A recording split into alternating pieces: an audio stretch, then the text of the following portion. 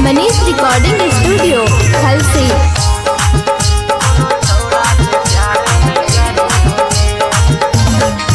छौड़ी जाही तो कौने कॉलेज आगे साइकिल पर लादी कॉपी बेग आगे। छौड़ी जाही तो कौने कॉलेज आगे साइकिल पर लादी कॉपी बेग आगे।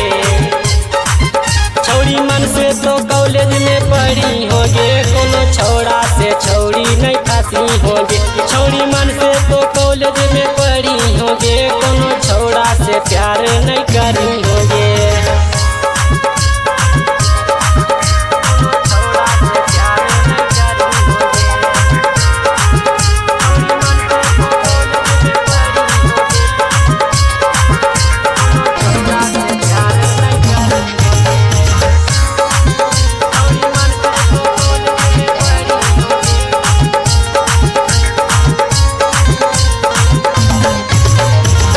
पढ़मी लिखमी नौकरी पाइले रहने छौड़ी खुश गे।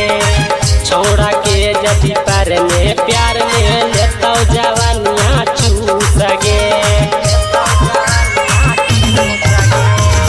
पढ़मी लिखमी नौकरी पाइले रहने छौड़ी खुश गे।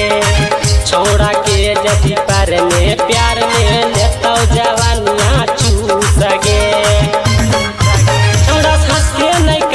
तो बातिया गे चुमा लेता बोला कि आधी रातिया गे। छोड़ा सास के नहीं करियो तो बातिया गे चुमा लेता बोला कि आधी रातिया गे। छौड़ी मन से तो कॉलेज में पढ़ी होगे कोनो छौड़ा से छौड़ी नहीं फांसी होगे। छौड़ी मन से तो कॉलेज में पढ़ी होगे कोनो छौड़ा से प्यार नहीं करी होगे।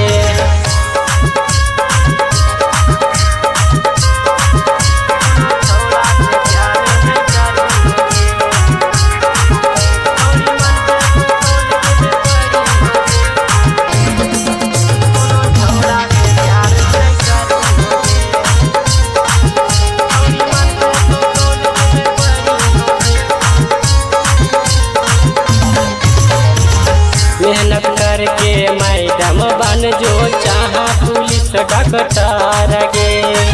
अपने से दुल्हा खोजियो पढ़ल लिखल बातार गे।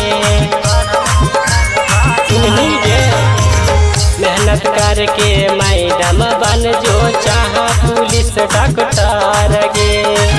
अपने से दुल्हा खोजियो पढ़ल लिखल बातार गे। जीवन जहरी लश्करियों नहीं बतिया गे मजा लेके करतो नहीं सदिया गे।